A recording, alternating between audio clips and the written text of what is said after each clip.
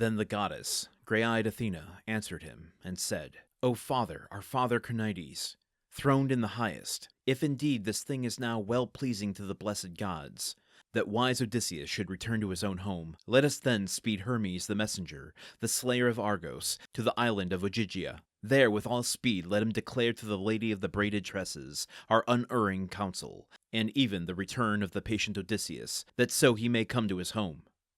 But as for me, I will go to Ithaca, that I may rouse his son yet the more, planting might in his heart, to call an assembly of the long-haired Achaeans, and speak out to all the wooers who slaughter continually the sheep of his thronging flocks, and his kine with trailing feet and shambling gait. I will guide him to Sparta, and to the sandy Pylos, to seek tidings of his dear father's return, if peradventure he may hear thereof, and so that he may be had in good report among men. She spake, and bound beneath her feet her lovely golden sandals that waxed not old, and bare her alike over the wet sea and over the limitless land, swift as the breath of the wind. And she seized her doughty spear, shod with sharp bronze, weighty and huge and strong, wherewith she quells the ranks of heroes, whomsoever she wroth, the daughter of the mighty sire. Then from the heights of Olympus she came glancing down, and she stood in the land of Ithaca, at the entry of the gate of Odysseus, on the threshold of the courtyard, holding in her hand the spear of bronze, in the semblance of a stranger, Mentes, the captain of the Taphians. And there she found the lordly wooers. Now they were taking their pleasure at draughts in front of the doors, sitting on the hides of oxen, which themselves had slain.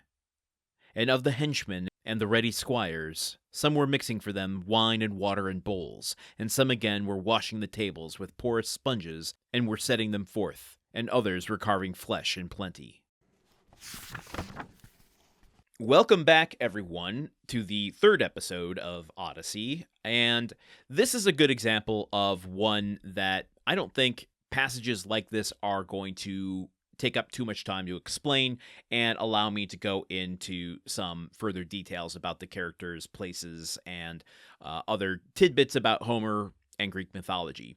So, wrapping up what we've covered in the last two episodes, Athena basically says, after Zeus agrees that, yeah, Odysseus is suffering unjustly and we need to intervene to bring him home, Athena's like, okay, cool, I'm glad you agree. So while y'all monitor and talk about that situation, here's a two-part plan. One, A, we're sending Hermes to go to the island where Odysseus is and tell the lady that's holding him there that we have unerring counsel. The gods want Odysseus released and returned to his house.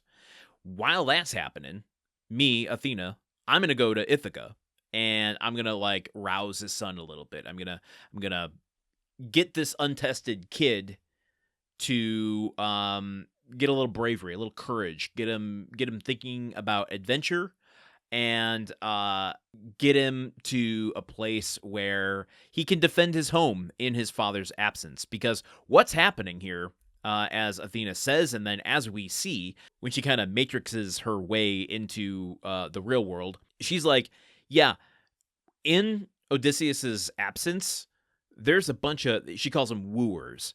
These wooers are taking over his whole domain. They are stealing and slaughtering the sheep of his flocks. They are moving in on his land.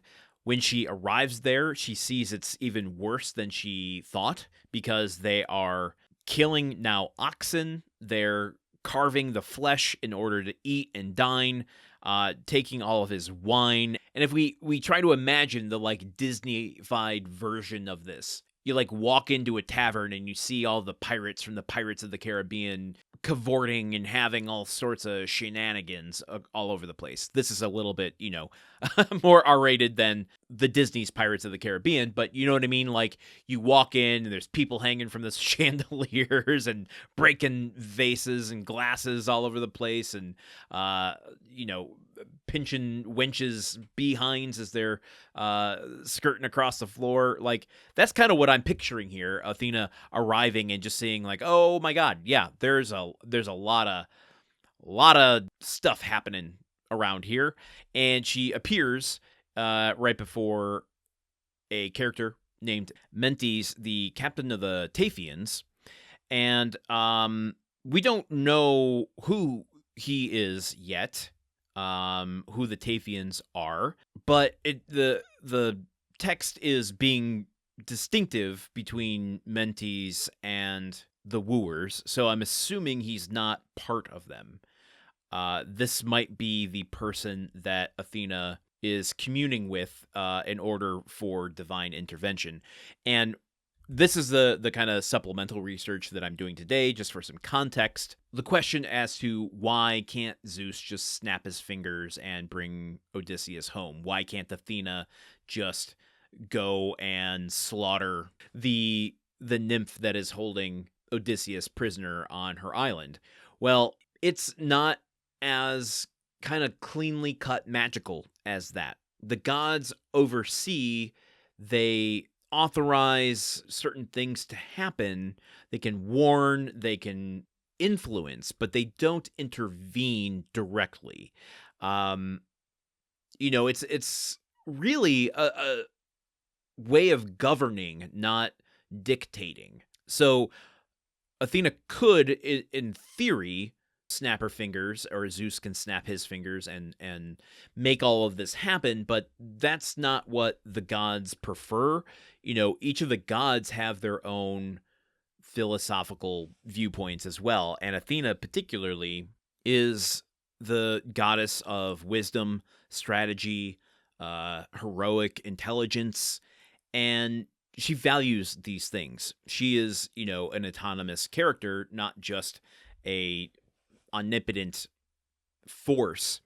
So she has preference, and her preference leads her to find empathy and connection and relatability to Odysseus. I think that's why she favors him.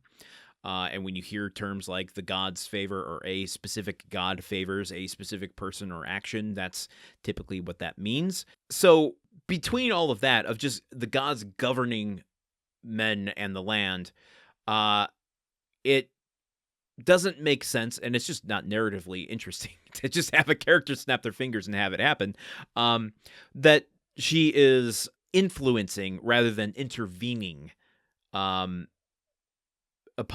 the various components that can influence Odysseus's return. She is going to his homeland specifically to give bravery and courage to Odysseus's son, who is not yet named, but I think we all know who that is, in order to go to Sparta and Pylos to get information about his father's return. So in a way, I'm wondering if Athena sees a budding hero in the mold of Odysseus in his son, giving him, I guess you could call it, divine inspiration to basically tackle the problem from two different angles.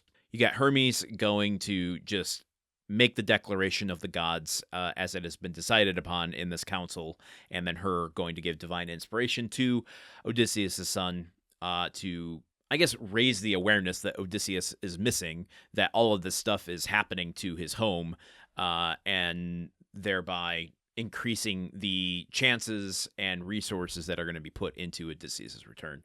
But that's all speculation on my part. Join me here tomorrow as we break even more of this down. We're going to go into our 4th episode. We're halfway through the first week, folks. Until then, okay, goodbye. Odyssey is part of the Gruntwork Podcast Network. The show is produced, edited, and hosted by Landon Solano. The original text of The Odyssey, written by Homer.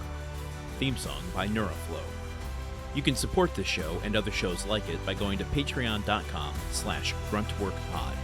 Thank you for listening. See you tomorrow.